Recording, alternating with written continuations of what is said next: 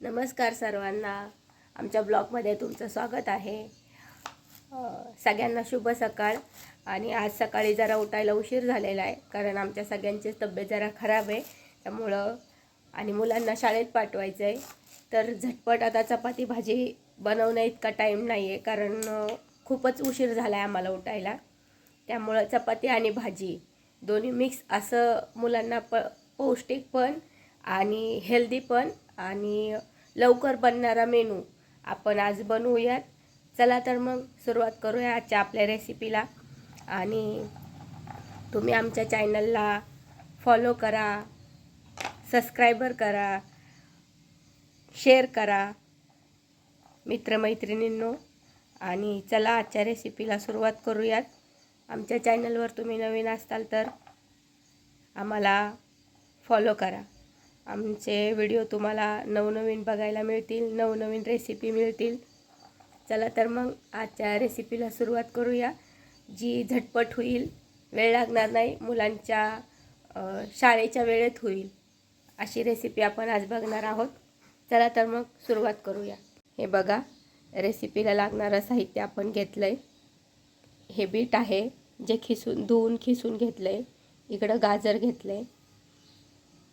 आता आली कोथिंबीर। त्याच्यानंतर आपण ह्याच्यामध्ये थोडंसं अद्रक आणि लसूण खिसून टाकणार आहोत। हे बघा, हे असं बारीक खिसणीवरती आपण लसूण वगैरे खिसून घेणार आहोत, जेणेकरून चवीला खूप छान लागतो। आणि तब्येत खराब असल्यामुळे आवाज थोडासा वेगळा येतोय।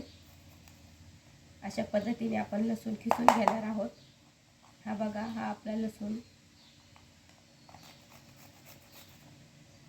टाकले आपण। आता टाकूया धनिया पावडर अर्धा चमचा,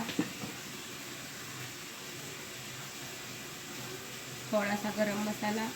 मसाले तुमच्या आवडीनुसार तुम्ही घालू शकता। चवीनुसार मीठ आणि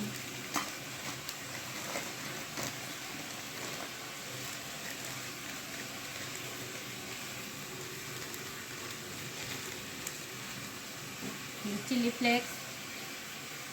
हे सगळं आता एकत्र आपण मिक्स करून घेणार आहोत। हे सगळं असं एकत्र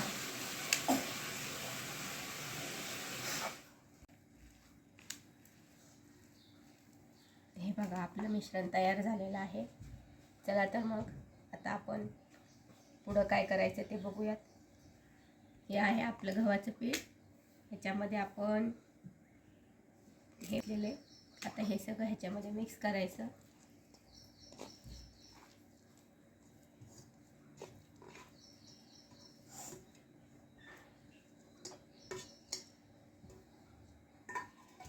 मुलांच्या डब्यासाठी ही रेसिपी खूप छान आहे।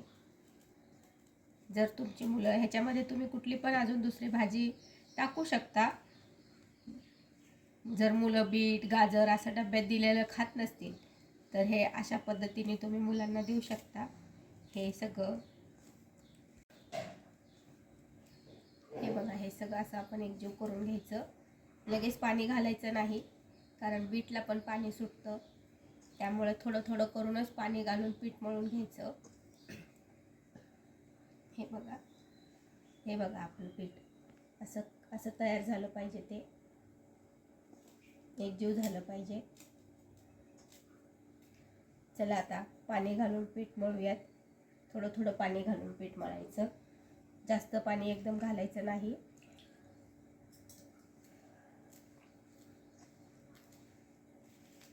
आणि ह्याच्यामध्ये हळद टाकायची गरज लागत नाही, कारण बीटाने खूप सुरेख रंग येतो, दिसताना पण छान दिसतं आणि खायला पण खूप टेस्टी असतं। आणि सगळ्यात महत्त्वाचं म्हणजे पौष्टिक आहे। असा पिठाचा गोळा मळून घ्यायचा, जसं आपण चपातीला पीठ मळतो तसं। ह्याला थोडंसं तेल लावून मळायचं अजून।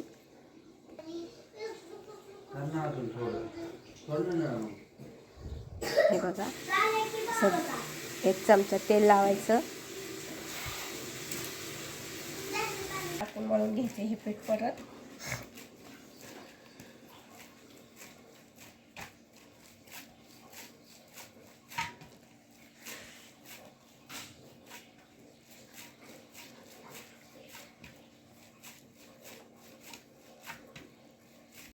हे बघा आता आपलं पीठ मळून तयार आहे. ह्याला 5 मिनिटं ठेवायचं जरा सेट होऊसपर्यंत. खूप छान पराठे येतात मग ह्याचे. चला तर मग 5 मिनिटं पीठ झाकून ठेवूयात. हे बघा आपलं पीठ भिजून तयार आहे. बघा कसं झालं पीठ, एकदम मऊ लुसलुशीत. इकडं तवा गरम करायला ठेवलेला आहे. चला तर मग आता पराठे लाटून घेऊयात मुलांच्या डब्यासाठी.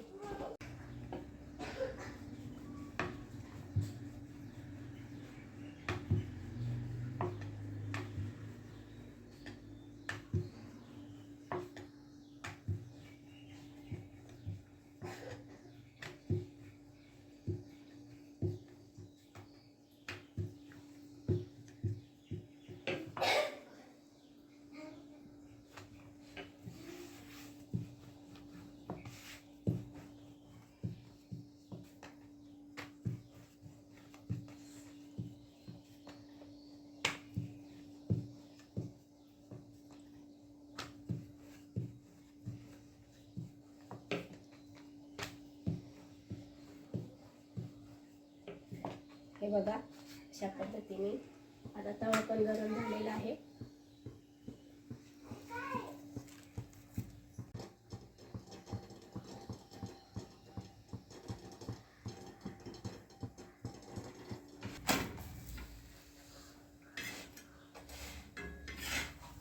हा बघा आपला रंगीबेरंगी पराठा तयार आहे मस्तपैकी.